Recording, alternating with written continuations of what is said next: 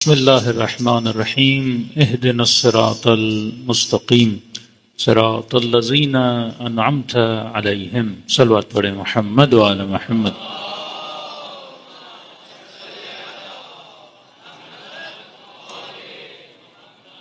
دعا ہے پروردگار عالم ہم سب کی عبادتوں کو اپنی بارگاہ میں قبول فرمائے، وہ جو مقصد زندگی مقصد عبادت لے کر فرش عزا پہ آتے ہیں، خدا ان مقاصد میں بھی ہم سب کو کامیابیاں کامرانیاں نصیب فرمائے۔ کل بھی آپ کی خدمت میں عرض کیا کہ قرآن مجید میں برترین دعا، بہترین دعا جو ہو سکتی ہے وہ دعا یہی ہے، اہدنا الصراط المستقیم، اے خدا ہمیں سیدھے راستے پر چلنے کی ہدایت نصیب فرما۔ اب چاہے شیعہ ہو چاہے سنی ہو، کسی بھی مکتب فکر سے تعلق رکھتا ہو، ہر بندے پر یہ دعا کرنا واجب ہے۔ مطلب کچھ دعائیں مستحب ہیں، جیسے اربعین کا دن آنے والا ہے، دعائے اربعین ہے۔ ہاں، کہاں شیعوں کی نشانیوں میں سے یہ ہے کہ شیعہ دعائے اربعین یا زیارت اربعین کرتے ہیں یا پڑھتے ہیں، لیکن یہ مستحب ہے، واجب نہیں ہے۔ اب کوئی پڑھنا بھول گیا تو ہم یہ نہیں بول سکتے کہ مثلا جناب اس کو خدا سزا دے گا، لیکن یہ دعا نہ کرنے پہ سزا ہے۔ اگر کوئی مسلمان بالغ ہے اور دن میں تقریباً 17 رکعت نماز پڑھنا واجب ہے، تو 17 رکعت نماز میں کم از کم 10 مرتبہ یہ دعا کرنا واجب ہے۔ مطلب یہ دعا نہ کرو تو اللہ سزا دیتا ہے۔ جس طرح میں نے کسی کو کہا کہ میں نے کہا ہر محبت کرنا شاید لازم نہ ہو، اور محمد اور آل محمد سے محبت کرنا واجب ہے۔ اللہم صلی علی محمد۔ کہ آپ کبھی بولو میں بیٹے سے چلو محبت نہیں کرتا، بیوی سے محبت نہیں کرتا، رشتہ داروں سے محبت نہیں کرتا، محلے والوں سے محبت نہیں کرتا، تو سب چلے گا۔ لیکن اگر یہ کہو کہ میں آل محمد سے محبت نہیں کرتا، کہ اس محبت میں تیری مرضی نہیں ہے، یہ اللہ کی مرضی ہے کہ تو محمد اور آل محمد سے کیا کرے گا؟ محبت کرے گا۔ کیونکہ اگر تو حج کر رہا ہے احسان مصطفیٰ کا، اگر تو نماز پڑھ رہا ہے احسان مصطفیٰ کا، اگر تیرے اندر غیرت و حیا ہے یہ احسان مصطفیٰ کا، اگر تیری ماؤں کے سروں پہ چادر ہے یہ احسان مصطفیٰ کا، اور اس احسان کا بدلہ یہ ہے کہ میری آل سے کیا کرو؟ محبت کرو۔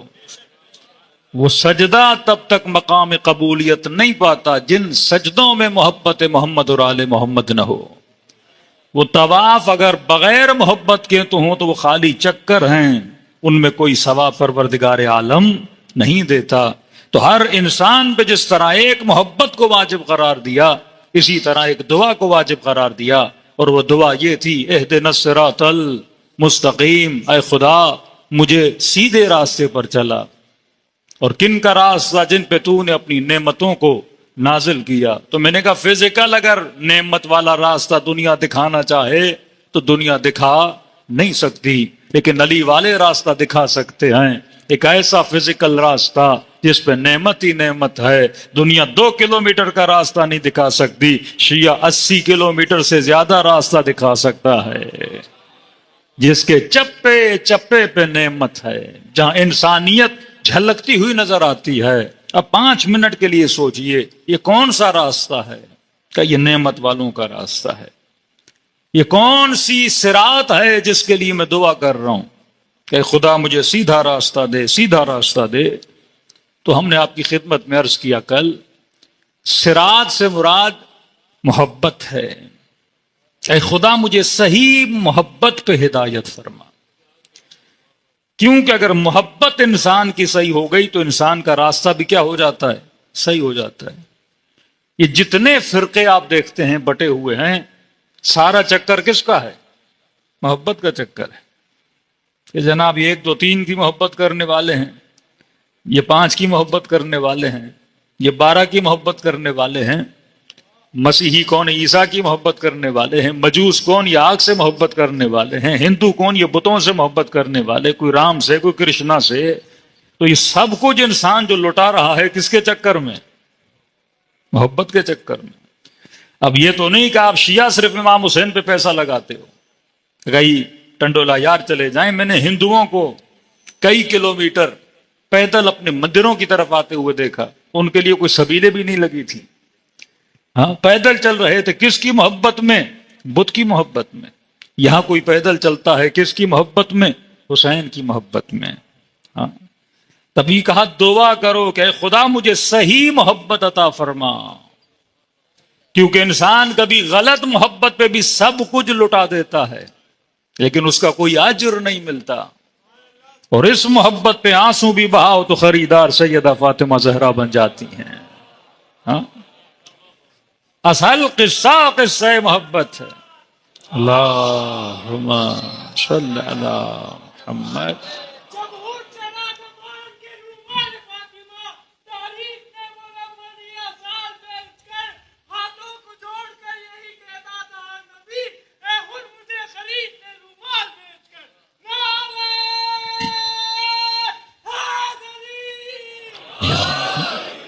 تو جس راہ کی ہم دعا مانگ رہے ہیں وہ راہ کون سی ہے؟ راہ محبت ہے۔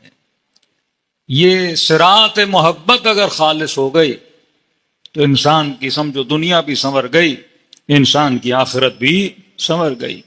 ہم صبح سے شام تک جو محنتیں کرتے ہیں، زحمتیں کرتے ہیں، واللہ اگر اولاد کی محبت نہ ہو تو انسان زحمت کیوں کرے؟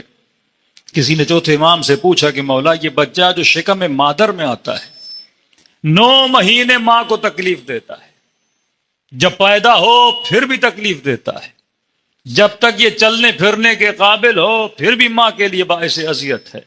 اس کا خیال کرو، اس کی اسکولنگ، اس کے کپڑے، اس کی ستھرائی، اس کی صفائی، کتنا مشکل ہے بچے کو پالنا۔ تو کہا کہ مولا ایک چیز سمجھ نہیں آتی کہ بچہ شکم میں بھی تکلیف دے رہا تھا، پیدا ہوا تب بھی تکلیف دی، بڑا ہوا تب بھی تکلیف دی، لیکن یہ نہیں سمجھ آ رہا کہ ماں اس کی خدمت کیوں کر رہی ہے۔ کیونکہ کہا حل جزاء الاحسان الا الاحسان، اگر کوئی آپ کے ساتھ نیکی کرے گا تو آپ اس کے ساتھ نیکی کرو گے۔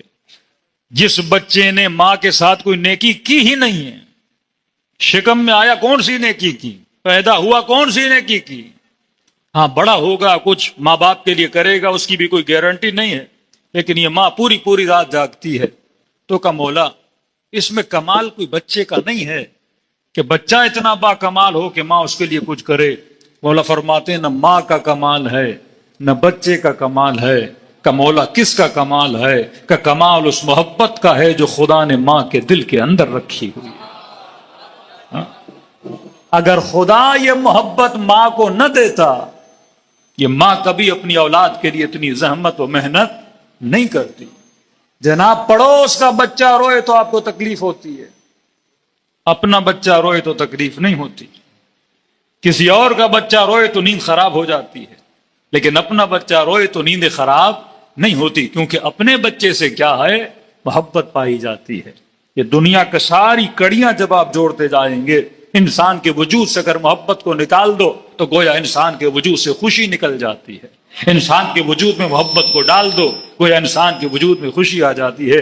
یہ ایک بار آواز کو سیٹ کر دیں، بار بار اوپر نیچے ہو رہی ہے، صلوات پڑھیں محمد و آل محمد پر۔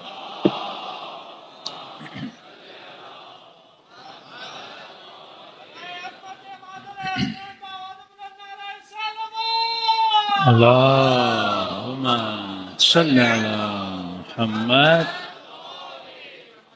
اب مسلمانوں میں ایک بہت بڑی بحث ہے کہ رسول خدا اپنے نواسوں کے لیے ناقہ بنے، سجدوں کو طول دیا، حسین کے ہونٹوں پہ بوسہ دیا۔ تو ایک مسلمانوں کا بڑا طبقہ کہتا ہے کہ یہ اس لیے کر رہے تھے کیونکہ نانا تھے، اور نانا کی نواسے سے محبت کیا ہے؟ نیچرل ہے۔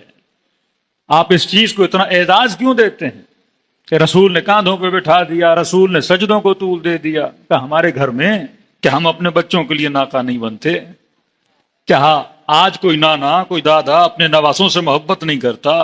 تو تبھی خدا نے کہا کہ ما آتاکم الرسول فخذوہ وما نہاکم عنہ، یہ جو تمہیں دے اسے لو، یہ جو تمہیں جس سے روکے اس سے رک جاؤ، کیونکہ یہ جس سے محبت بھی کرتا ہے تو اپنی مرضی اور جذبات سے نہیں کرتا، اللہ کی مرضی سے محبت کرتا ہے۔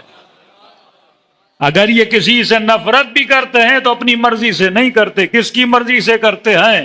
اللہ کی مرضی سے کرتے ہیں۔ یہ آیت کب اتری؟ فرمایا جب مسجد کے سارے دروازے بند کر لیے گئے اور ایک دروازہ کھلا رکھا، اور ادھر علی ابن ابی طالب کا دروازہ تھا، تب چہمگوئیاں شروع ہو گئیں، ارے ہمارا دروازہ بند ہو گیا، لیکن کیونکہ علی داماد ہے، کیونکہ زہرا کا شوہر ہے، کیونکہ علی کو بچپن سے پالا ہے، علی سے محبت ہے، لہٰذا محبت علی میں علی کا دروازہ کھولے رکھا۔ یہاں پہ قرآن کی آواز آئی، اے لوگو یہ جو میرا حبیب ہے وَنَجْمِ اِذَا هَوَىٰ مَا ضَلَّ صَاحِبُكُمْ وَمَا غَوَىٰ وَمَا يَنطِقُ عَنِ الْهَوَىٰ إِنْ هُوَ إِلَّا وَحْيٌ يُوحَىٰ، یہ اپنی مرضی سے کچھ بھی نہیں کرتا۔ یہ اگر دروازہ بند بھی کر رہا ہے تو اللہ کی مرضی سے، دروازہ کھول بھی رہا ہے تو اللہ کی مرضی سے۔ ہماری محبتوں میں صلی علی محمد، ہماری محبتوں میں اور تمہاری محبتوں میں فرق ہے، کیونکہ ہماری محبتیں لالچوں میں پھنسی ہوئی، ہماری محبتیں ضرورتوں کے اندر گرفتار، ہماری محبتیں جہالتوں کے اندر پڑی ہوئی۔ لیکن رسول جس سے محبت کرے وہ محبت عاقلانہ محبت، وہ عارفانہ محبت، وہ جس سے محبت کرے وہ محبت طہارت والی محبت۔ تو جس طرح نبی اگر مسواک رکھے تو مسلمان پہ سنت ہے، اسی طرح رسول اگر نواسوں سے محبت کرے تو امت کے لیے سنت ہے۔ جس طرح سیدہ کے دروازے پہ جا کر احترام کر رہے ہیں تو یہ مت سمجھو کہ بیٹی کے در پہ کھڑے ہیں، یہ سمجھو یہ محبت تحت عقل محبت ہے۔ تبھی فرمایا کہ خدا ان کو خوش کرنے سے کیا ہوتا ہے؟ خوش ہوتا ہے، ان کے غضبناک ہونے سے کیا ہوتا ہے؟ غضبناک ہوتا ہے۔ تو یہ جو دعا مانگتے ہیں اہدنا الصراط المستقیم، اے خدا مجھے ایک ٹریک پہ چلا، جو ٹریک سیدھا ٹریک ہے، جس میں اعوجاج نہیں ہے، جس میں ٹیڑھا پن نہیں ہے، کیونکہ آج آپ بھی ایک راستے پہ چل رہے ہو، میں بھی ایک راستے پہ چل رہا ہوں، اب مجھے کیسے پتا چلے کہ میری راہ صحیح ہے یا غلط ہے؟ تو فرمایا سب سے پہلے اپنی محبتوں کو دیکھ، تیری محبت صحیح ہے یا تیری محبت غلط ہے۔ میں نے کل چھوٹی سی مثال دی، اگر آپ نے کراچی سے حیدرآباد جانا ہے تو آپ کو کہا جائے گا موٹر وے سے جائیے، بہترین سواری آپ کے پاس ہو، بہترین گاڑی آپ کے پاس ہو، بہترین ڈرائیور آپ کے پاس ہو، اور آپ صحیح ٹریک پر اگر 120 کی سپیڈ سے جاتے ہو تو 1.5 گھنٹے کے اندر آپ حیدرآباد پہنچ جاؤ گے۔ لیکن اگر وہیں پہ ٹریک بدل گیا، ڈرائیور نہ بدلے، گاڑی نہ بدلے، وہی گاڑی سپیڈ والی، لیکن اس کے بجائے کہ آپ حیدرآباد کے ٹریک پہ چڑھو، آپ گوادر کے ٹریک پہ چلے جاؤ، اتنی سپیڈ سے حیدرآباد سے دور ہوتے جاؤ گے۔ اگر ٹریک بدل گیا، امت کا جب ٹریک بدلا، کوئی خارجی بنا،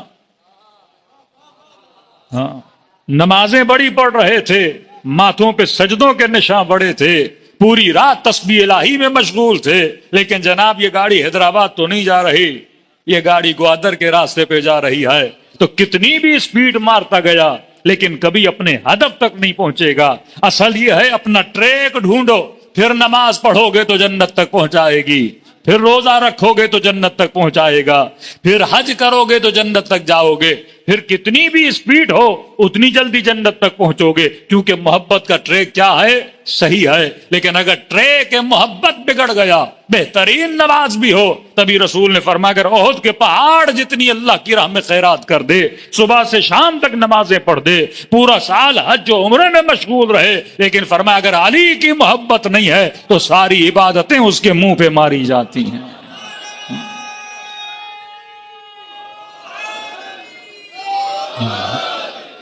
اصل محبت کا ٹریک ہے۔ اب کسی جوان نے کہا مولانا یہ جو حدیث ہے کہ جس کے دل میں آل رسول کی محبت ہے وہ جنت جائے گا، میں نے کہا یقیناً جنت جائے گا، یہ جناب سیدہ کا قول ہے، لیکن ایک تفریق کی بی بی نے شیعہ میں اور محب میں، لیکن یہ تو لازم ہے کہ محب جنت میں جائے گا ہی، تو اب کیسے جائے گا؟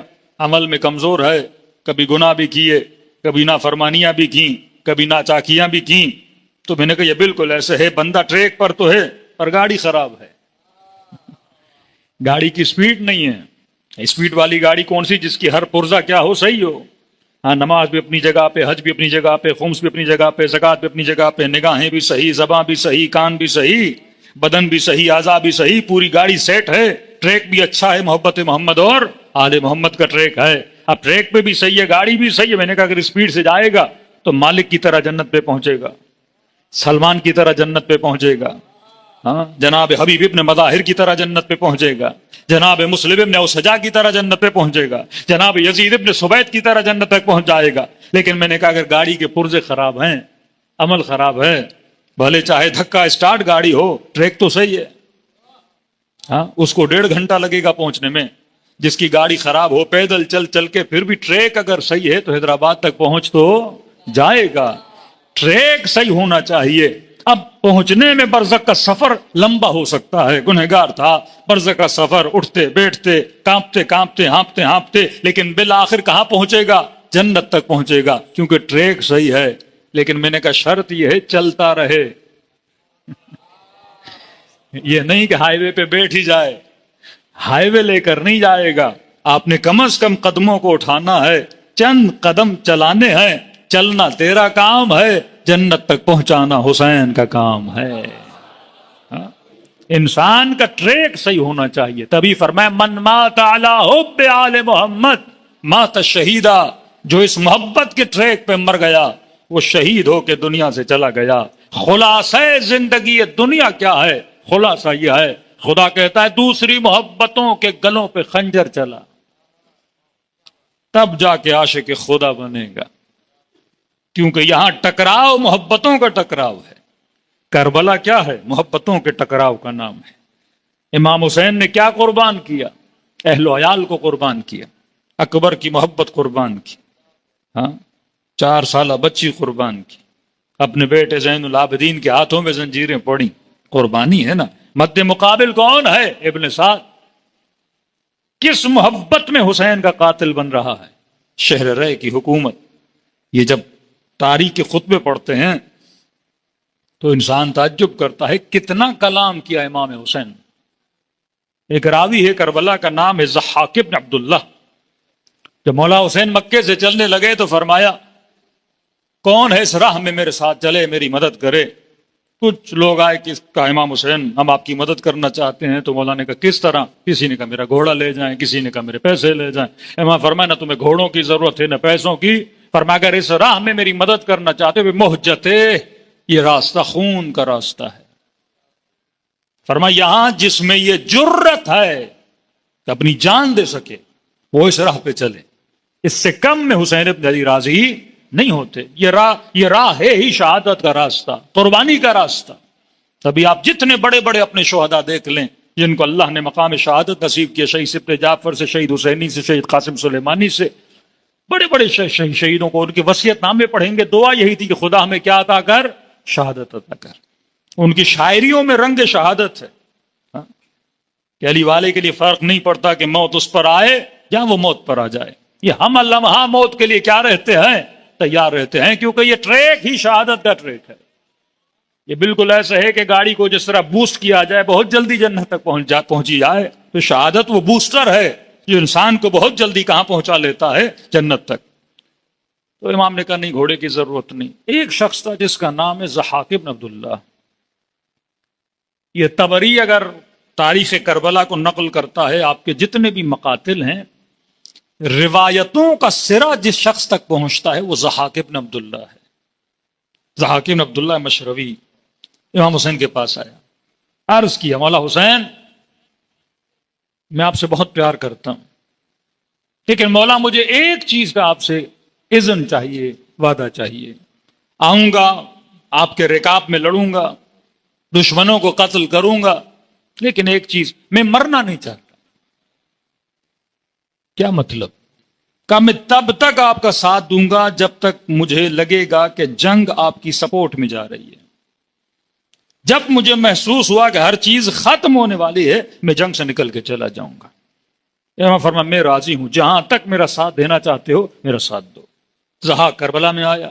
روز عاشور جتنے خطبات امام حسین ضحاک نے لکھا، شب عاشور شاید یہ مصلحت الہی تھی، کوئی بندہ کربلا سے زندہ جائے اور ہر واقعہ اور روایات کو لکھے.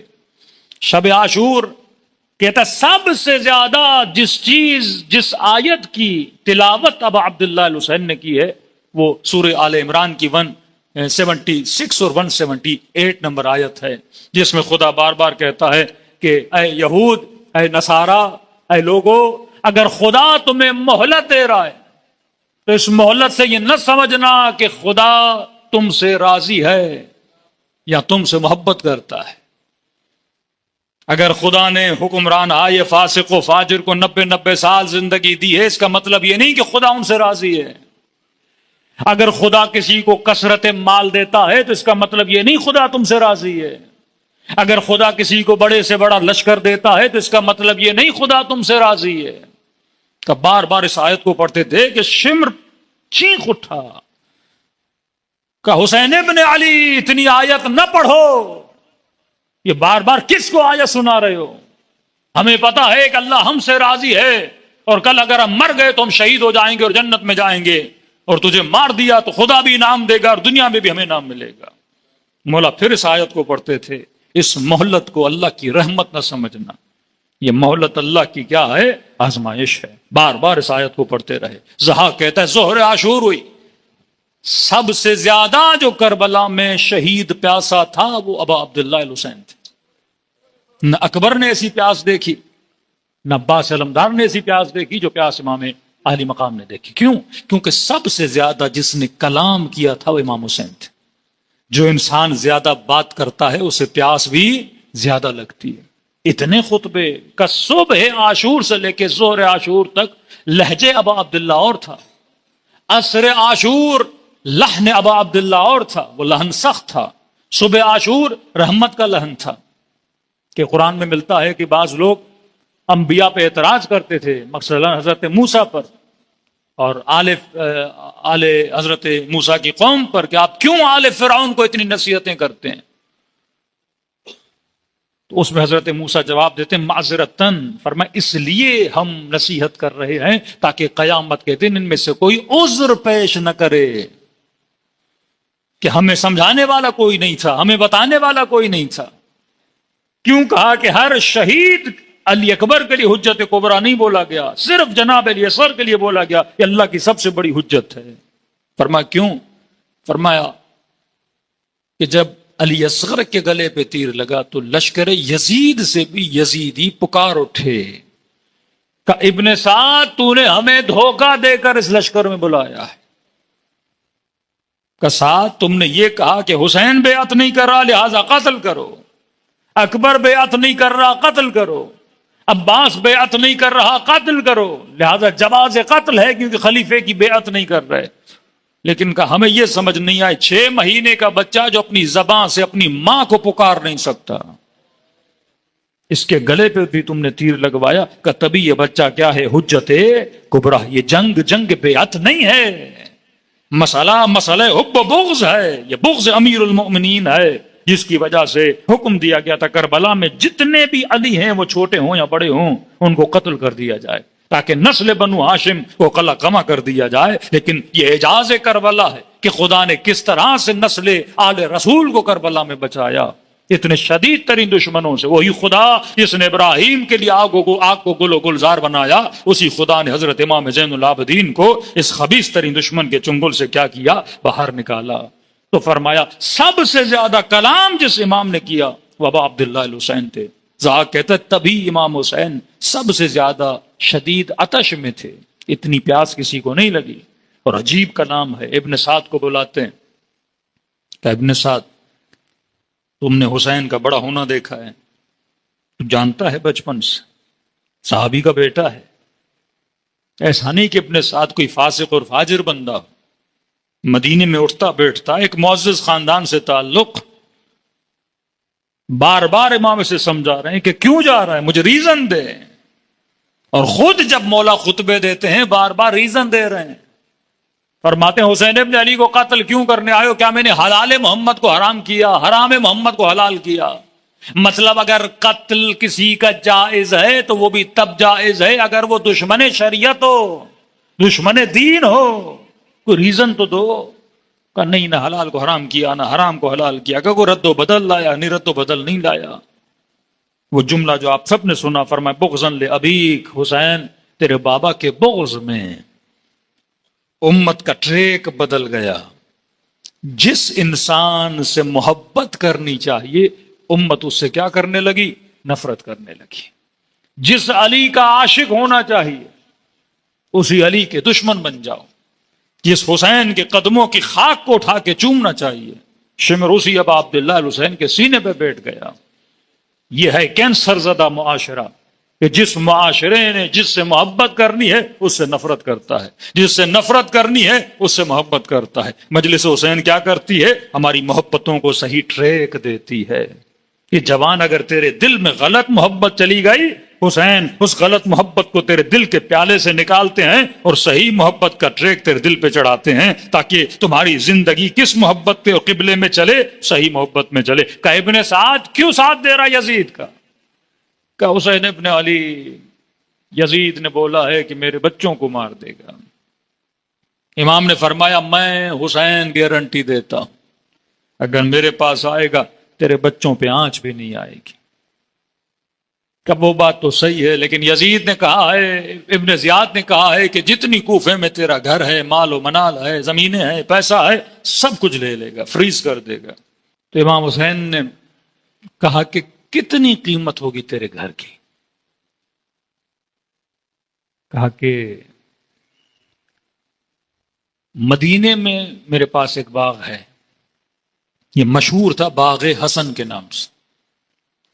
یزید کے باپ نے معاویہ ابن ابی سفیان نے امام حسن کو آفرز دیں کہ جتنا پیسہ چاہیے حسن ابن علی مجھ سے لے لے، لیکن یہ باغ مجھے دے، کیونکہ پورے مدینے میں پر ثمر ترین اگر کوئی باغ تھا باغ حسن تھا.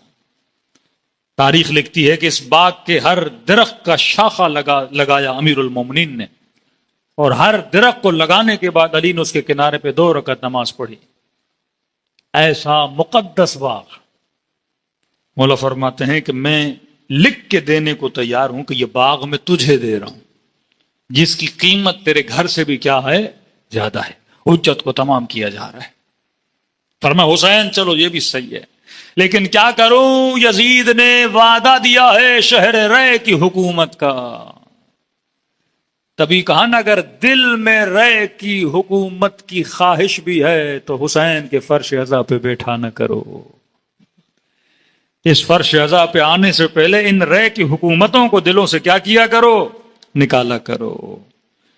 امام نے کہا کہ ابن زیاد یہ بتا ابن سعد، تجھے یقین ہے کہ جو حسین کہتا ہے وہ سچ ہے؟ تو مجھے صادق مانتا ہے، مجھے امین مانتا ہے؟ کہ جی ابا عبداللہ فرزند رسول ہو، آپ نے آج تک جھوٹ نہیں بولا. تو کہا پھر میں حسین کہہ رہا ہوں رے کی حکومت تو دور، تجھے رے کی حکومت اور زرزمی کے گندم کا دانہ بھی نصیب نہیں ہوگا. یہ میں حسین کہہ رہا ہوں. کہتے یہ سننا تھا کیونکہ یہ اس کی خواہش تھی، یہ اس کی محبت تھی. اسی محبت میں اس نے سب کچھ دیا کہ میں حاکم شہر رے بنوں. غصے سے اٹھا اپنی جگہ سے اور کہا ابا عبداللہ تو وعدے دے رہا ہے، یزید نے لکھ کر دیا ہے اور مجھے پتا ہے تیری طرف آؤں گا جنت ملے گی، لیکن یہ یاد رکھ میرے دل میں جنت سے زیادہ شہر رے کی حکومت عزیز ہے. یہ کہہ کر اٹھا. یا حسین ابن علی نے حجت کو تمام کیا یا اللہ نے امام حسین بدل گیا.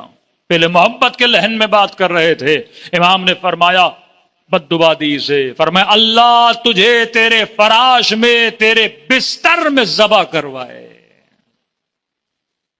اور شہادت امام حسین کے بعد یہ سو رہا تھا، جناب مختار اس کے گھر کے اندر آئے، کہتے ہیں بستر سے اٹھا بھی نہیں، مختار نے اس کا سر اس کے بستر میں قلم کر دیا.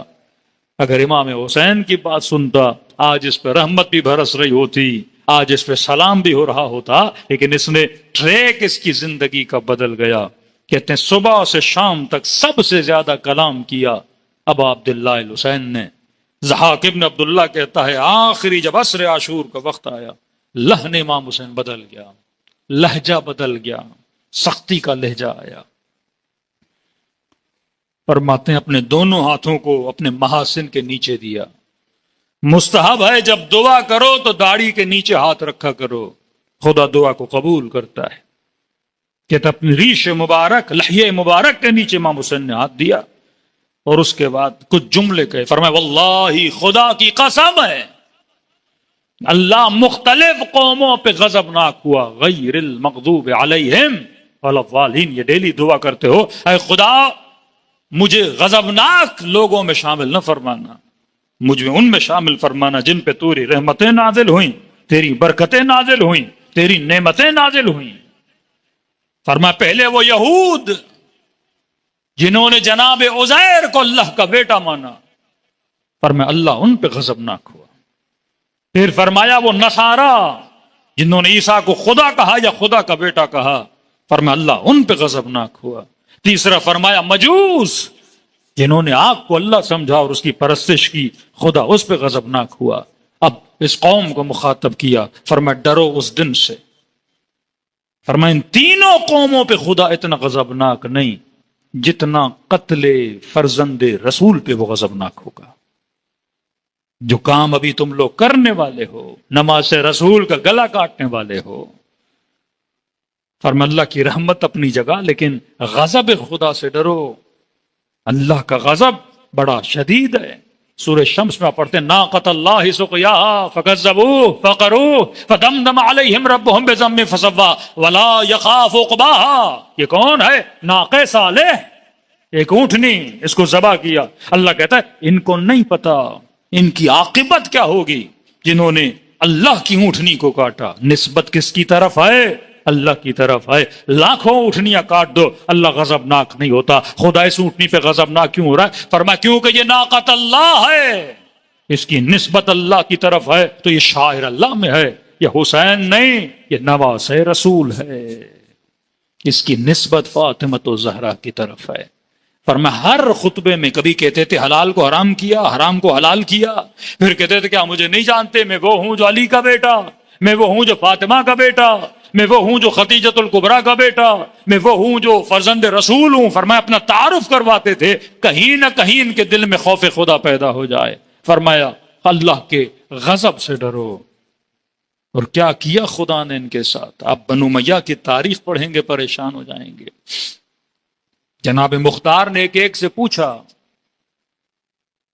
کہ بتا تم نے کون سا گناہ کیا؟ جس شخص نے کہا کہ میں نے حسین کے بدن پہ گھوڑے دوڑائے، کہتے ہیں مختار نے حکم دیا، زندہ تھا کہ اسے زمینوں پہ لٹاؤ اور ان کے اوپر، زندہ تھے ان کے اوپر گھوڑے دوڑوائے۔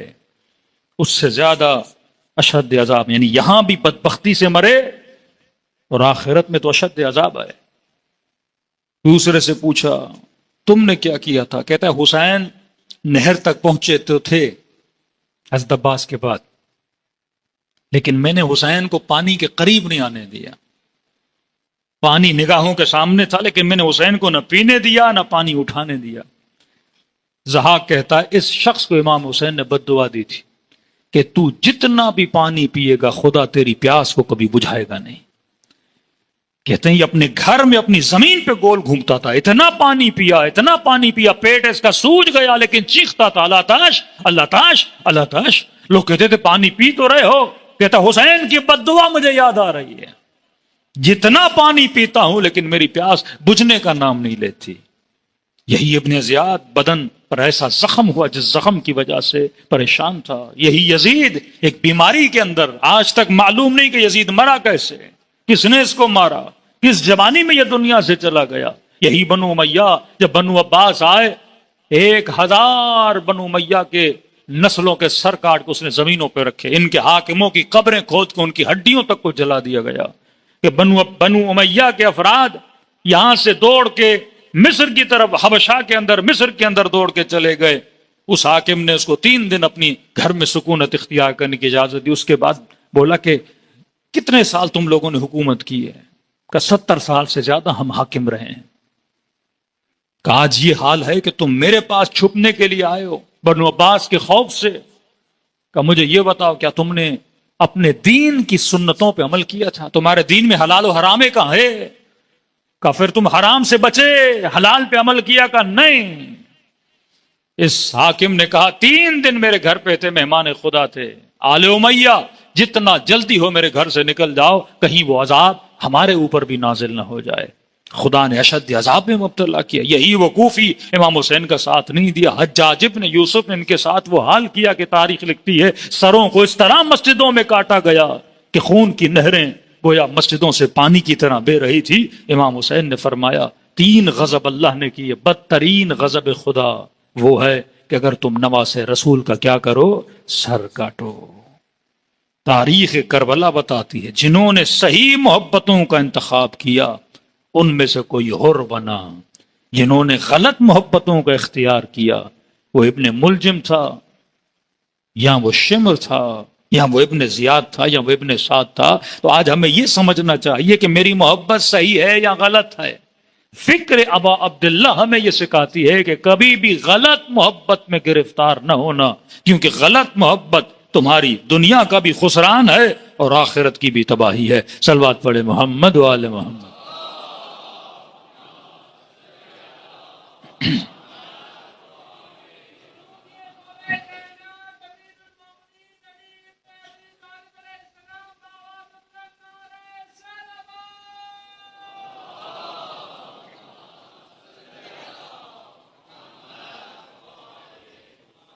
میں نسل جوان کے لیے ایک چھوٹی سی مثال دوں گا۔ ہمارے استاد بڑی پیاری مثال دیتے تھے۔ اسلام میں قلب کی بڑی اہمیت ہے۔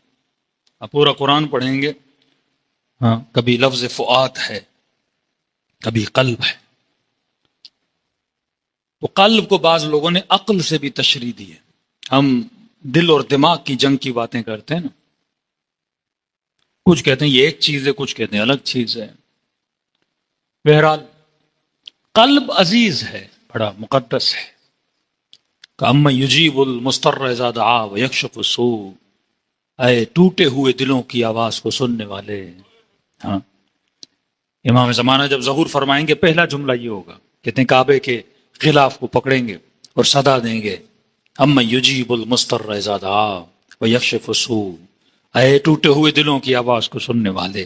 اے خدا میرا دل ذاق تنگ ہو گیا، اب اس قلب میں برداشت نہیں، میرا ظہور کر دے۔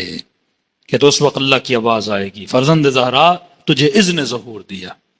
اس کے بعد کعبے کی دیوار کے سامنے آئیں گے، اعلان ظہور کریں گے، اپنا تعارف پہلے کہیں گے یا اہل العالم انا القائم، اے اہل عالم میں قائم ہوں۔ کہتے لوگ متوجہ نہیں ہوں گے۔ یا اہل العالم انا المہدی، لوگ متوجہ نہیں ہوں گے۔ کہتے ہیں پھر آواز دیں گے یا اہل العالم ان جدی الحسین قتلوا عطشانا، کہتے ہیں میں وہ ہوں جس کے جد کو پیاسا مارا گیا۔ پوری دنیا متوجہ ہوگی۔ یہ جو آپ 40 سن رہے ہیں، مجالس سن رہے ہیں، مشی سن رہے ہیں، دنیا کسے جان رہی ہے؟ حسین ابن علی کو۔ کرسچنز، مسیحی، ہندو، ایک وقت دنیا میں آئے گا کہ آپ دنیا کے کسی کونے میں چلے جاؤ گے، پوچھو گے حسین، تو کہیں گے ہاں مسلمانوں کا، ان کے نبی کا نواسا ہے جسے کربلا میں پیاسا مارا گیا تھا۔ اس قدر پیغام حسینی پھیل جائے گا کہ امام زمانہ اپنا تعارف کس سے کروائیں گے؟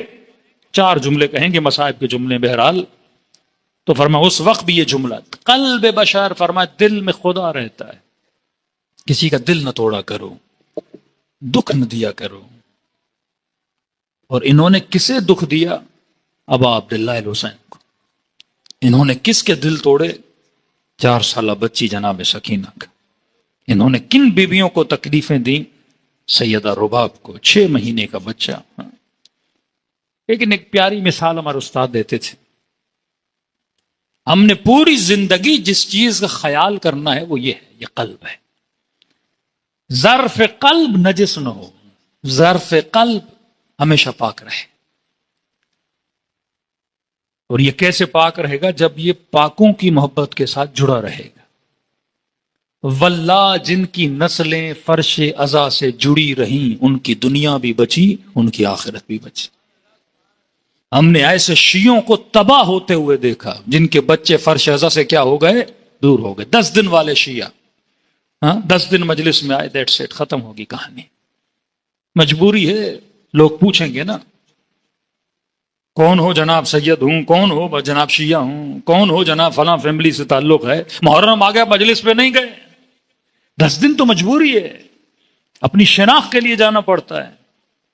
वो यूरोप में हो, वो यूके में हो, वो कनाडा में हो, वो ऑस्ट्रेलिया में हो, वो यूके में हो, वो यूरोप में हो, 10 दिन तो हर बंदा आता है। हाँ, 10 दिन भी बड़ी नेमत है कि इंसान के वजूद में कई तब्दीली आ जाती हैं, लोग बदल जाते हैं, फर्श अज़ा बाइस नेमत है। लेकिन फरमाए जो मुदाम जुड़ा रहता है इमाम हुसैन से, वो ज़ियारत आशूरा के जरिए, वो ज़ियारत करबला के जरिए, वो मजलिस के जरिए से हमेशा उसका दिल क्या रहता है? नूरानी रहता है, चिराग जलता रहता है, बुझता नहीं है। हाँ, दूर हो जाओगे ये ईंधन है, कभी ये लाइट बुझने लगती है तो फिर मजलिस में आओ, जिक्र में आओ, मुसल्ले पे आओ, फिर ये रोशन हो जाता है। जब तक ये रोशन रहेगा ये कभी भी गलत मोहब्बतों के अंदर गिरफ्तार नहीं रहेगा। मिसाल बड़ी प्यारी दी, इन्होंने कहा एक महल का तसव्वुर करें आप, कोई बादशाह का महल है, कुर्सी खाली है, अब कोई भी जाए इस कुर्सी पे बैठे क्या बन जाएगा? बादशाह बन जाएगा। वजीर आजम की कुर्सी खाली है, बस बंदा बिठाओ और क्या बन जाएगा? वजीर आजम बन जाएगा।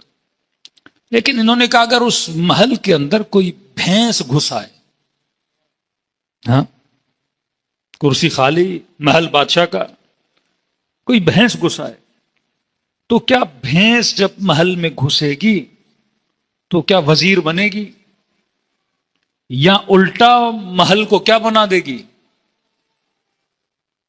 था बादशाह का घर, महल को वाड़ा बना देगी। आप अगर किसी गधे को वजीर आजम की कुर्सी पे बिठा दो तो तौहीन किसकी है?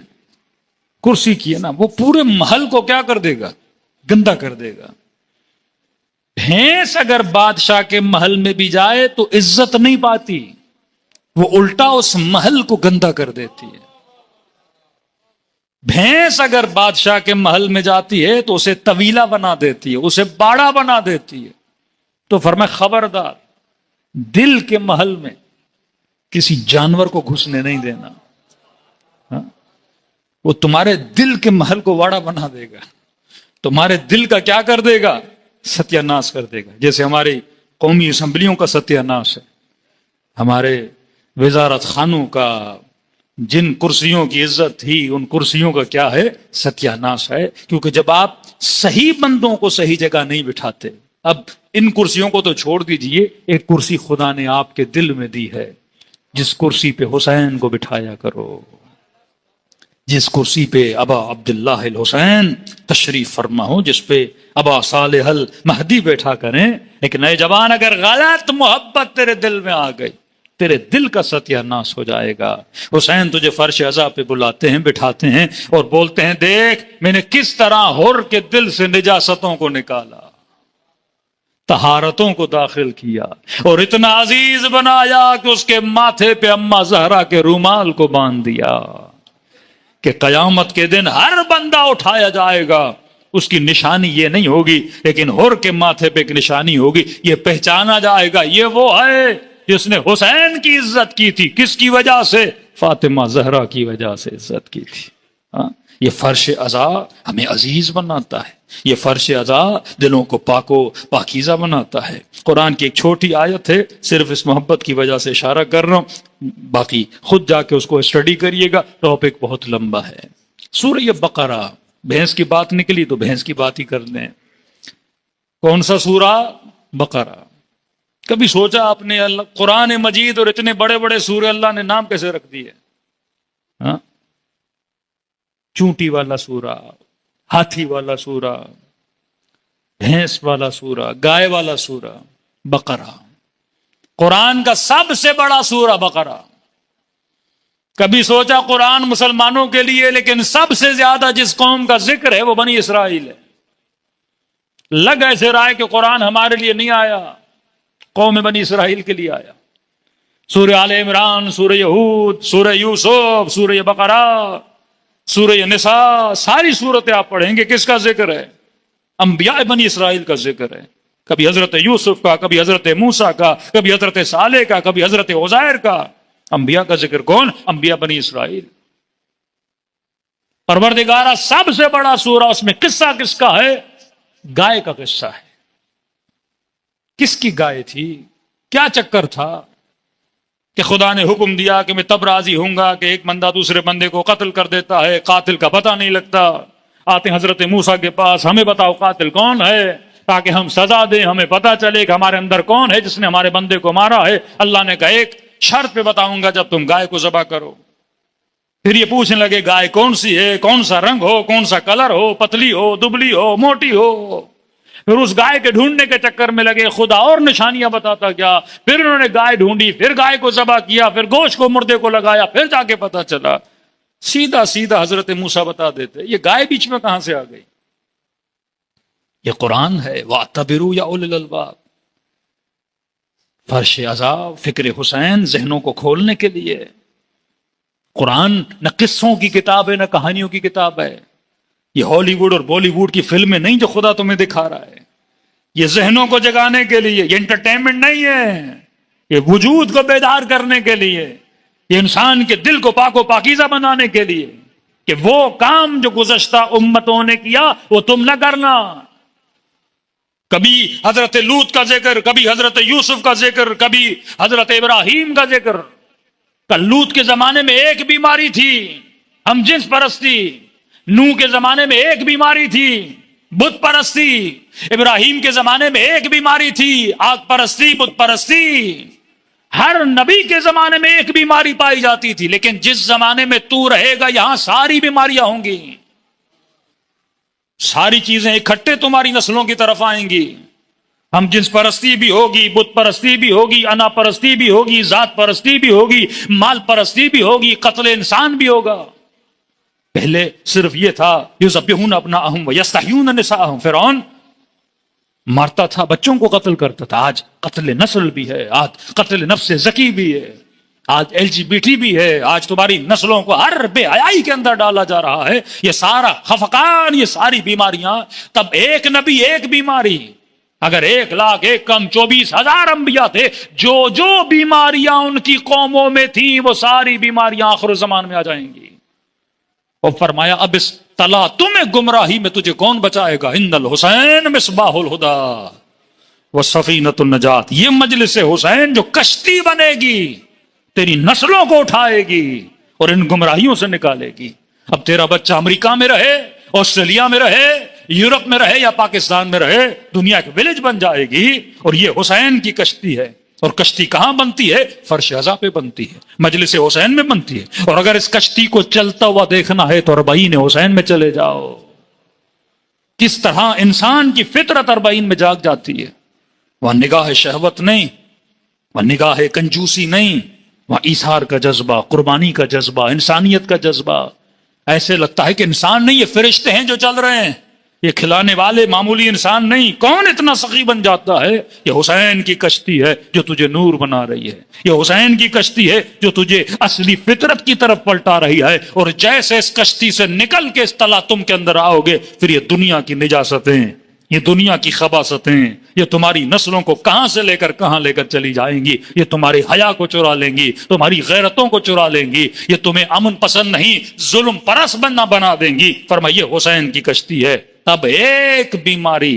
اب آؤ سورہ بقرہ، سوچو خدا نے یہ کیوں کہا؟ فرمایا یؤمنون بالجبت والطاغوت۔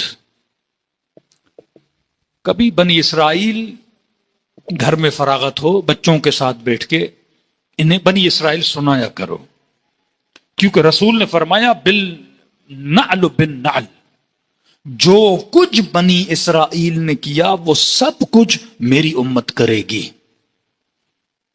گلے کاٹے میری امت کاٹے گی، ظلم کیے میری امت کرے گی، فسق کیا میری امت کرے گی، نفاق تھا میری امت کرے گی۔ وہ ساری بیماریاں نبی نے فرمایا بالنعل بالنعل۔ حضرت ہارون کو نہیں مانا، وہی امت نے کام کیا، علی بن ابی طالب سے منہ کو پھیر لیا۔ وہ سارے ظلم فرمایا یہ ساری امت کرے گی، عبرت حاصل کرو کہ تم ان کاموں میں شریک نہ ہو جانا۔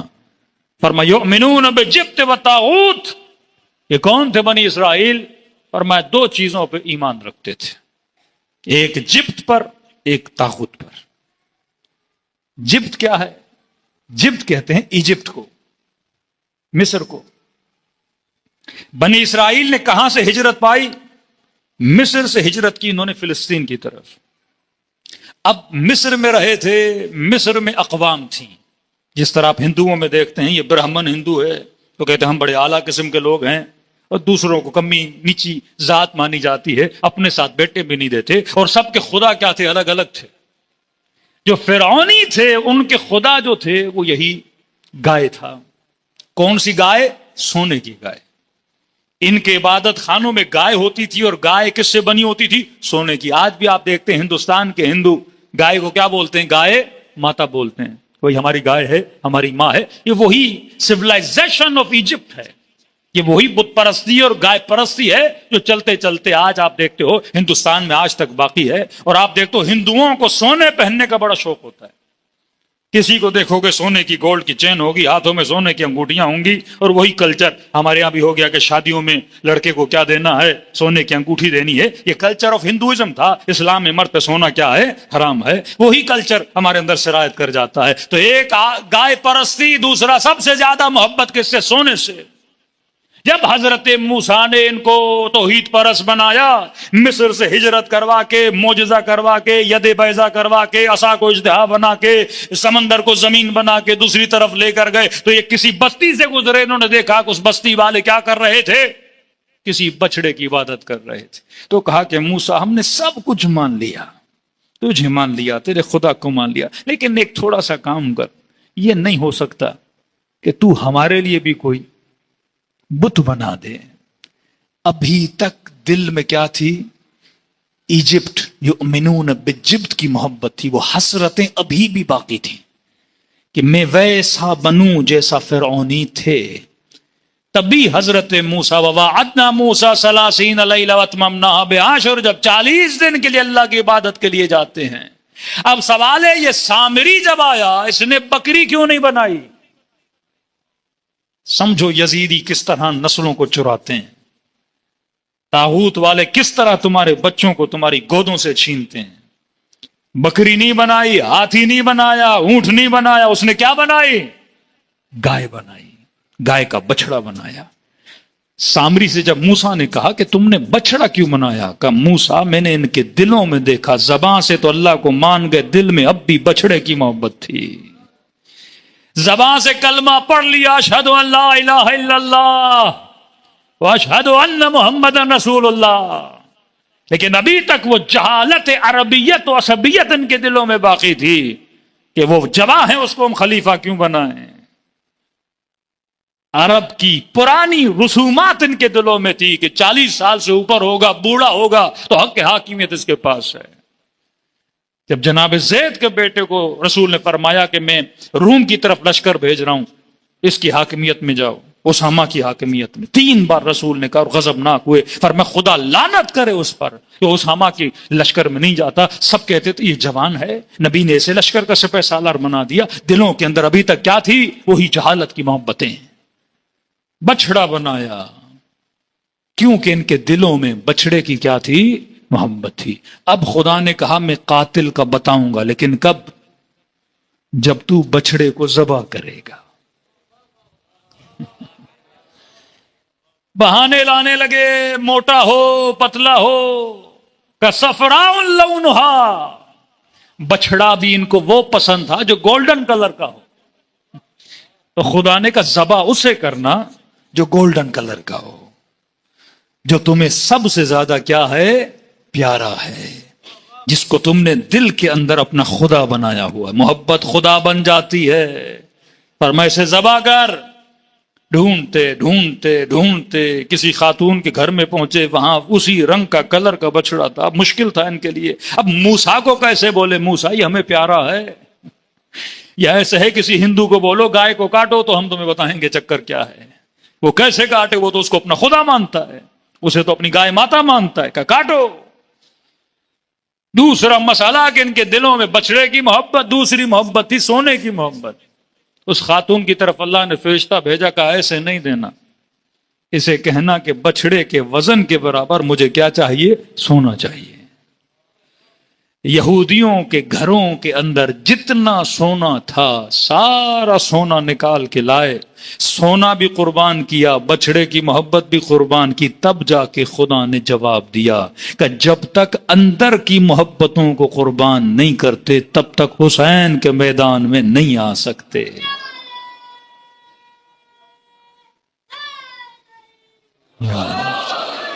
اب کربلا جب جاتے ہو اور بہن پہ کیا ہوتا ہے؟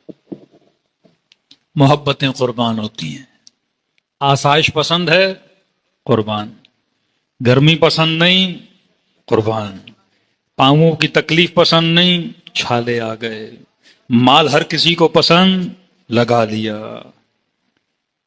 ہمارے دوست ہیں تقریباً پاکستانی، 30 کروڑ کا موقف بنایا انہوں نے۔ 30 کروڑ کون لگاتا ہے بھائی؟ 30 کروڑ کہ نہیں، اس راہ میں کیا دینی ہے؟ قربانی، آنسوں کی قربانی، تکلیف کی قربانی۔ ماتم کرتے ہو تو بدن کو مارتے ہو نا۔ آسائش پسند ہے، تکلیف کس کو پسند ہے؟ ہر چیز کیا کر رہے ہو؟ قربان قربان قربان۔ بچوں کو لے جاتے ہو، چھوٹا بچہ ہے، گرمی ہے، کیوں لے کے جا رہے ہو؟ عاشورہ حسین ہے۔ ہاں، بندہ اپنے بچے کو نہیں دیکھتا۔ مائیں بہنیں بچے بوڑھے سارے کہاں چل رہے ہیں؟ کربلا کی راہ پہ۔ کبھی بم دھماکے جسم قربان ہو جاتے ہیں، راہ کو نہیں چھوڑنا۔ ہاں، صرف کربلا کیسی، کراچی میں بم دھماکے ہوئے نا، کسی نے علم نہیں چھوڑا، کسی نے راہ نہیں چھوڑی، کیونکہ یہ راہ ہے ہی کس کی راہ؟ قربانی کی راہ۔ کہ اغیار کی محبتوں کو نکالو، حقیقت کی محبتوں کے عاشق بنو، دلوں کو پاکیزہ بناؤ۔ اب یہ خالص محبت کا آنسو جب آنکھوں سے گرتا ہے، اس کی قیمت ہے۔ یہ فیک نہیں ہے، یہ کسی جھوٹی محبت میں نہیں ہے، کسی خاتون کی محبت میں، کسی گاڑی چوری ہونے کی محبت میں، مال چھن جانے کی محبت کا آنسو نہیں، یہ حسین کے عشق کا آنسو ہے۔ اب کا اس خالص آنسو میں اتنی طاقت ہے کہ یہ جہنم کی آگ کو بجھا سکتا ہے۔ میں نے کئی مجالس میں یہ واقعہ سنایا۔ دیکھو، آپ کا خلوص ہے تو امام حسین تو دگنا آتے ہیں نا آگے، کہ آپ 1 قدم آؤ، ہم 10 قدم آتے ہیں۔ بہت بڑا تاجر تھا، عیب ہر کسی کے اندر ہے، ہماری تنہائیاں پاک نہیں ہیں، بہت نجس ہیں۔ ایک آنکھ ہے جس کے سامنے ہم بہت نیک ہیں، وہ کیمرے کا آنکھ ہے، لوگوں کی آنکھ ہیں۔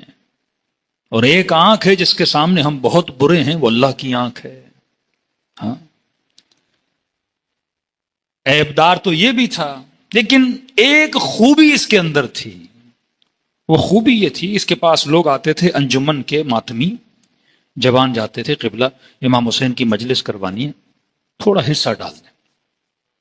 ہاں، 4 جوان ہیں، ضرورت مند ہیں، ان کی شادیوں کا مسئلہ ہے، جہیز کا مسئلہ ہے، ویسے کار خیر جو امام حسین سے ریلیٹڈ ہوتا تھا، اس کی ایک عادت تھی۔ تاجر بڑا تھا، معتمد بندہ جب اس کے پاس آتا تھا تو یہ اپنا چیک بک سے چیک نکالتا تھا، نیچے سائن کرتا تھا اور چیک دیتا تھا۔ ہمیشہ کہتا تھا جتنی ضرورت ہے اتنا لکھو، مجھے دکھاؤ نہیں کہ تم نے کتنا لکھا۔ کہتا ہے پوری زندگی، اب آنے والے بھی معتمد تھے، کوئی 10 لاکھ لکھ کے لے گیا، کوئی 20 لاکھ، کوئی تمہاری مرضی ہے، بلینک چیک دیتا تھا۔ کہ میں نے آج تک حسین سے حساب و کتاب نہیں کیا کہ کل میرے ذہن میں بھی رہے کہ مولا میں نے آپ کی مجلس کے لیے 10 لاکھ دیے تھے، مولا میں نے 1 لاکھ دیے تھے۔ ہمارے ایک دوست مولانا تھے، وہ کہتے ہیں مولانا مجلس کے بعد لفافے ملتے تھے، کہ میں نے کبھی کھولے ہی نہیں مولانا تاکہ مجھے یاد بھی رہے کہ کہاں سے کیا ملا، کتنا ملا۔ کہتے اس نے کبھی بھی چیک جب سائن کیا، کبھی اس نے نوٹ بھی نہیں کیا کہ اگلے بندے نے رقم کیا لکھی۔ اس کا بیٹا کہتا ہے بابا کی عادت تھی اور دنیا سے چلا گیا۔ ہاں، دیکھو زندگی کا پتہ نہیں لگتا۔ میں نے کہا نا، پیسہ اس راہ میں خرچ کرو جو خالص ہو، آنسو اس راہ میں بہاؤ جو خالص ہو۔ دنیا کا ہر انسیڈنٹ آپ کے لیے کیا چھوڑ کے جاتا ہے؟ ایک عبرت چھوڑ کے جاتا ہے۔ اسی پاکستان کا ایک بہت بڑا بزنس مین، سب نے سنا ہوگا، 10 کروڑ کی نمبر پلیٹ خریدی اس بندے نے، ینگ تھا۔ 10 کروڑ بڑی رقم ہے بھائی، صرف گاڑی کی نمبر پلیٹ۔ 10 ملین میرے خیال میں اس نے دیے، 10 کروڑ کی نمبر پلیٹ خریدی، اور نمبر پلیٹ خریدنے کے بعد 20-25 دن میں کینسر ہوا اور دبئی میں وہ بندہ مر گیا۔ اب 10 کروڑ کہاں ضائع ہو گئے؟ ریاکاری میں، ایک پلیٹ کے چکر میں ضائع ہو گئے۔ اور یہ چیکوں پہ سائن کر کے دیتا تھا کس کی راہ میں؟ حسین ابن علی کی راہ میں۔ محبت ہے نا، آپ ایک محبت کے چکر میں 10 کروڑ دے رہے ہو کہ پوری دنیا میں میرا نام ہو جائے کہ میں نے نمبر پلیٹ خرید لی۔ بھائی جناب کتنے کی؟ 10 کروڑ کی نمبر پلیٹ ہے، نہ اس نے انڈے دینے ہیں، نہ اس نے آخرت بنانی ہے، نہ اس نے دنیا بنانی ہے، صرف لوگوں کو دکھاوے کے لیے۔ اور ایک بندہ وہی پیسہ ہے، وہ پیسہ دے رہا ہے حسین کے موقف کے لیے، 4 غریبوں کے لیے، 4 یتیموں کے لیے، 4 مومنوں کے لیے۔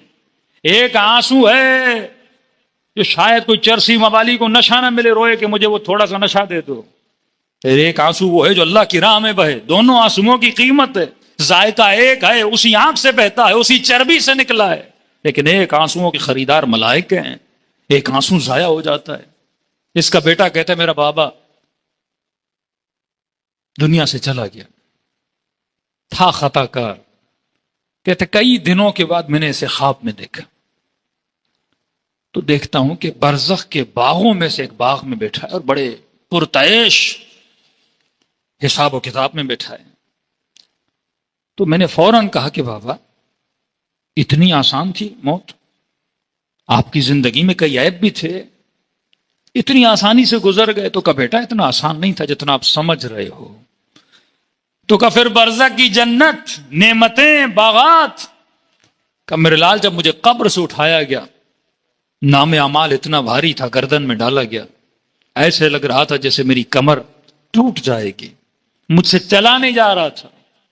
حساب و کتاب لینے والے ملائک میرے سامنے کھڑے تھے۔ کہتا اتنے میں میدان محشر میں ابا عبداللہ الحسین کا آنا ہوا، امام حسین کا آنا ہوا۔ آتے ہیں جب آپ گرمیوں میں راتوں کے اس پہر میں ابا عبداللہ الحسین کو یاد کر رہے ہو، تو کیسے ممکن ہے وہ قبر کے اندھیروں میں نہ آئیں؟ کیسے ممکن ہے وہ برزخ کی گرمی میں نہ آئیں؟ کہا گئے اور فوراً ملائکوں سے پوچھا کیا ماجرا ہے؟ کہ مولا نام اعمال تو دیکھیے۔ کہتا بیٹا واللہ جس طرح میں رقم کے بغیر دیکھے چیک پہ سائن کرتا تھا، حسین نے میرے نام اعمال کو دیکھا ہی نہیں اور حسین نے سائن کیا کہ اسے آگے بھیج دو۔ جیسے حساب تو کرے گا حسین کے ساتھ، ویسا حساب ابا عبداللہ الحسین کرتے ہیں آپ کے ساتھ۔ تخلقوا یا علی، تخلقوا باخلاق اللہ، اپنے وجود کو اخلاق الہی میں بدل لو۔ کہ ایک قدم آؤ ہم 10 قدم آتے ہیں، ایک آنسو۔ ایک تو روایت میں نے پڑھی مچھر کے پر کے برابر اگر آنکھیں گیلی ہو جائیں، اور فرمائے اس اشک میں خلوص ہو تو خدا انسان کو اور انسان کے گناہوں کو بخش دیتا ہے۔ اور یہ راتیں بہت بڑی راتیں ہیں، 40 کی راتیں۔ اپنے بچوں کو زیارت 40 پڑھائیں، اجتماعی طور پہ پڑھیں تو اور زیادہ ثواب ہے۔ نماز 40 ہے، 2 رکعت اس کو پڑھیں۔ عاشورہ کا دن، 40 کا دن، شب قدر کا دن، یوم عرفہ کا دن، یہ کچھ خاص دن ہے سال میں 6-7 دن۔ ان دنوں کو کوشش کیا کریں عبادت الہی میں، ذکر ابا عبداللہ حسین میں مشغول رکھیں۔ فرمایا کثرت سے ان دنوں میں میرے بابا کو سلام کرو۔ فرمایا کیونکہ عاشورہ کے دن میرا بابا ترس گیا تھا، کوئی میرے بابا کو سلام نہیں کرتا تھا۔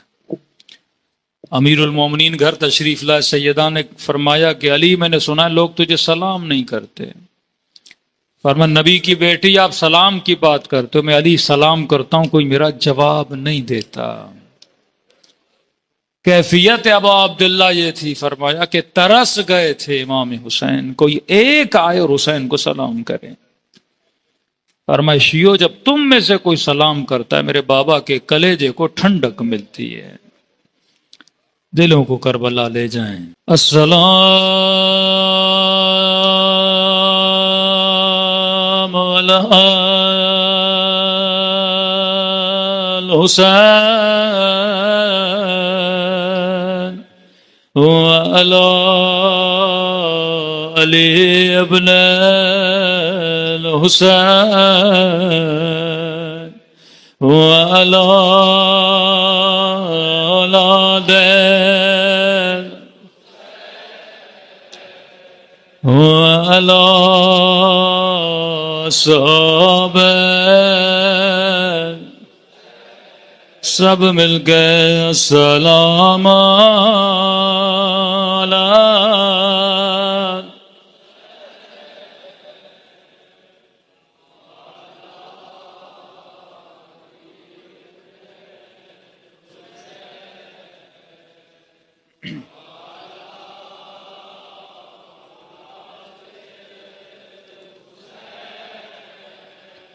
وعلى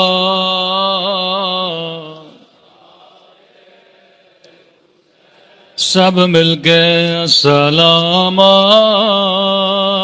علیک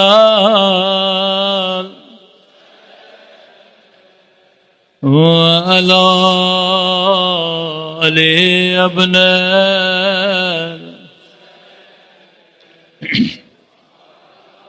آواز میں تھوڑا ڈیلے دیں آواز میں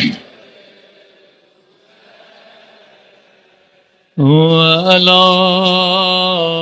صحابہ میرا سلام ہو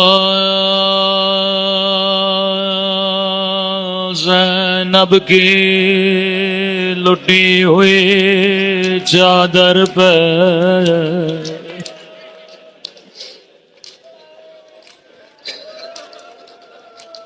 میرا سلام ہو رباب کی اجڑی ہوئی گودی پہ کل میں نے ایک سلام پڑھا امام زمانہ کا سلام زیارت ناہیہ کا جملہ تھا فرمایا میرا سلام ہو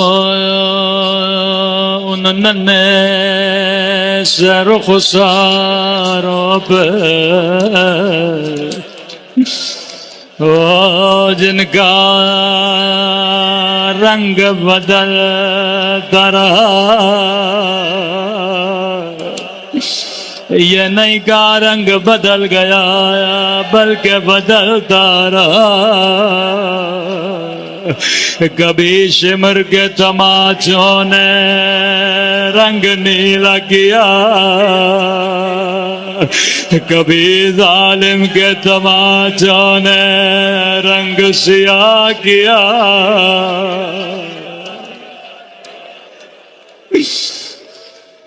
آج اس ننھی سی قبر پہ کوئی رونے والا نہیں ہے آج زینب کے روزے میں کوئی گریہ کرنے والا نہیں ہے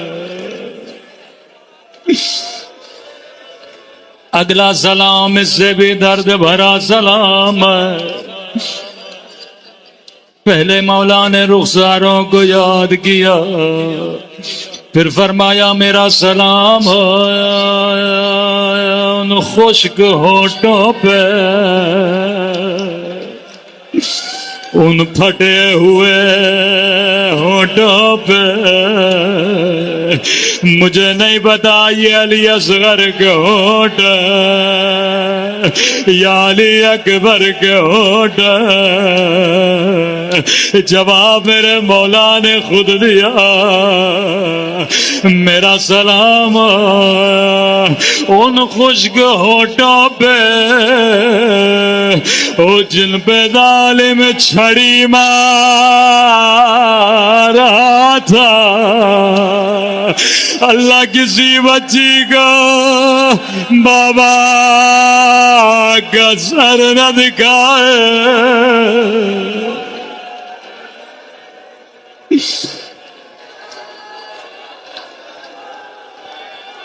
اللہ کسی بچی کو بابا کی کٹی گردن نہ دکھائے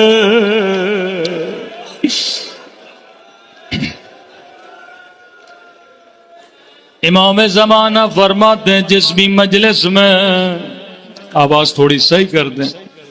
جس بھی مجلس میں دو بیویوں کے مصائب ہوں، فرمایا میں وہاں ضرور آتا ہوں. ایک فرمایا میری 4 سالہ سکینہ، دوسرا فرمایا میری پھوپھی زینب.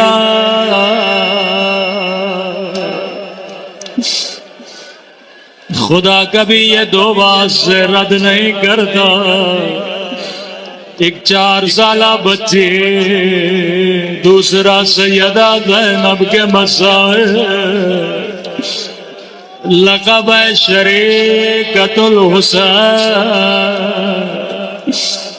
پہلا سلام امام نے رخساروں کو کیا، دوسرا سلام پھٹے ہوئے ہونٹوں پہ کیا، تیسرا سلام فرمایا میرا سلام ان زخمی کلائیوں پہ جنہیں رسیوں سے باندھا گیا تھا.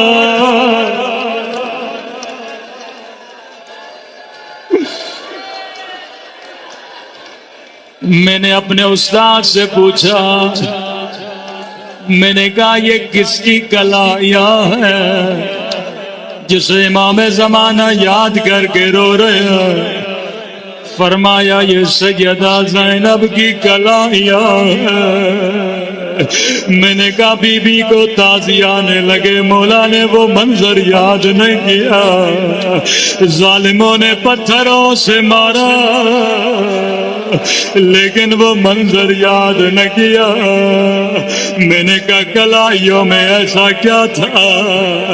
کہنے لگے یہ 11 محرم کا دن تھا جب زینب نے خود کو اونٹ سے ایسے گرایا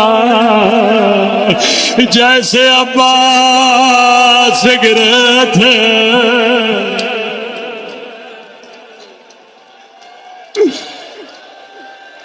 او 11 محرم کو زینب ایسے گرے او جیسے عباس گرے تھے. شاید کوئی بچہ کہے مولانا کیا پڑھ رہے ہو؟ زینب کے تو بازو سلامت تھے، عباس کے بازو سلامت نہیں تھے. میں نے کہا جواب میں نہیں دوں گا. امام زمانہ زیارت ناہیہ میں فرماتے ہیں او میرا سلام ہو میری ان پھوپھیوں پہ او جن کے ہاتھوں کو ان کی گردنوں سے باندھا گیا تھا. او زینب ایسے گری جیسے عباس گرے تھے.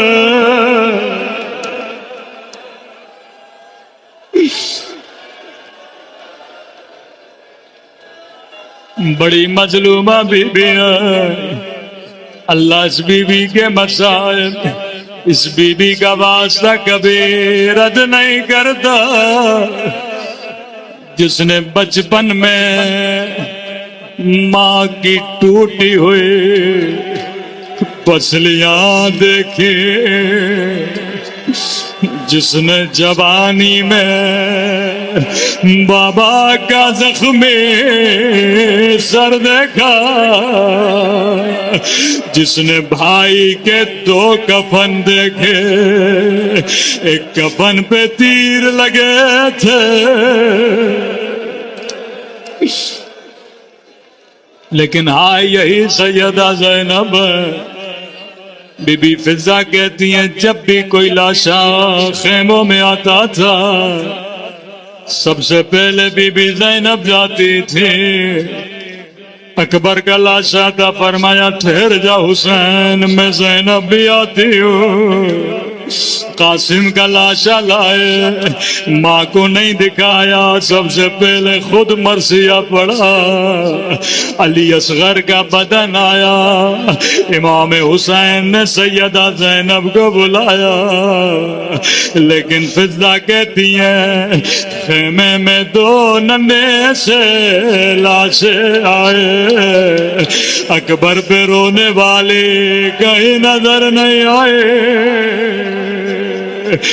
ہائے قاسم پہ رونے والے کہیں نظر نہیں آئے۔ فرماتی ہیں خیمے میں گئی، کیا دیکھا؟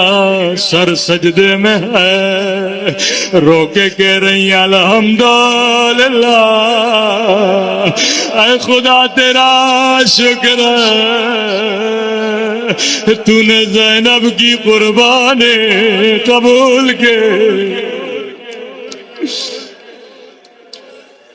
فضا کہتی ہیں پورے سفر میں اکبر پہ روتی، قاسم پہ روتی، لیکن کبھی زینب اور محمد پہ نہیں روئے۔ زندان شام رہائی کا وقت قریب آیا، کہتے ہیں کٹی ہوئی گردنیں زندان میں آئی، حسین کا سر آیا، دوڑی دوڑی گئی مجھے دو، میرا ماں جایا۔ اکبر کا سر آیا، اکبر کی ماں دوڑی دوڑی آگے بڑھے، کہتے ہیں ہر شہید کے سر کو اس کی ماں سینے سے لگاتی تھی۔ فضا کہتی ہیں دو کٹے ہوئے سر آئے، لیکن زینب کبھی اکبر پہ روئے، کبھی حسین پہ روئے۔ سر لانے والے نے کہا کیا ان سروں کی ماں مر گئی ہے؟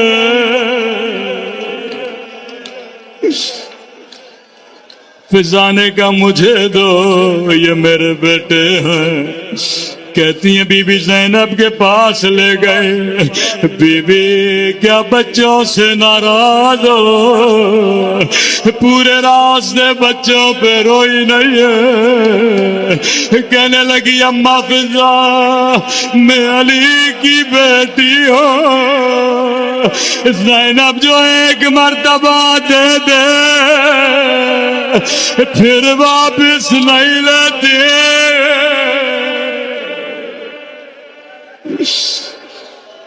آیا شام میں بھی بچوں پہ نہیں روئے، قافلہ کربلا پہنچا، حسین کا ماتم کیا، کبھی نہر فرات پہ جا کے عباس کا ماتم کیا، قافلہ مدینے پہنچا، کہنے لگی زین العابدین سب سے پہلے نانا کے روزے پہ جاؤں گے، روزہ محرموں سے خالی کراؤ۔ لوگ روزے سے باہر گئے، نانا کے روزے میں داخل ہوئے، بڑی حسرت سے نانا کی قبر کو دیکھا، کہنے لگی نانا نانا مجھے پہچانو، میں زینب نانا بڑی دور سے آئی ہو، پوچھو گے نہیں زینب کیا لائی ہو؟ قدم آگے بڑھائے، سر سے چادر اتاری، کلائیوں سے کپڑا ہٹایا، او نانا شمر نے تماچے مارے، مجھے دادیاں نے مارے، او نانا تیری امت نے میری چادر چھینی، او نانا میرا حسین مارا گیا، او نانا میرا اکبر مارا گیا۔ لیکن زینب نے بچوں کا نام لے لیا، नाना के रोजे से बाहर आए, सीधा जन्नतुल बक़ी माँ की कब्र पे बैठे। रावी कहता है कोई लंबे मसाइब नहीं पढ़े, ऐसा काम किया कब्र ज़हरा में ज़िलज़िला आया। एक मर्तबा खून भरा गुर्दा निकाला, माँ की आवाज आई, ओ ज़ैनब कुर्ता हटा दे। रो के कहा माँ तुझसे कुर्ता देखा नहीं जाता। ओ मैंने 70 कदमों से वशिमर जालिसुन अला सदरे, ओ अम्मा सीने पे बैठा था।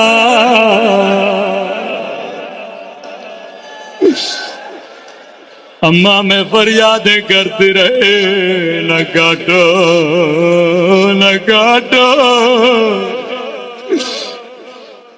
कनीज की आवाज आए, बीबी जल्दी करें, अब्दुल्ला घर बुला रहे हैं।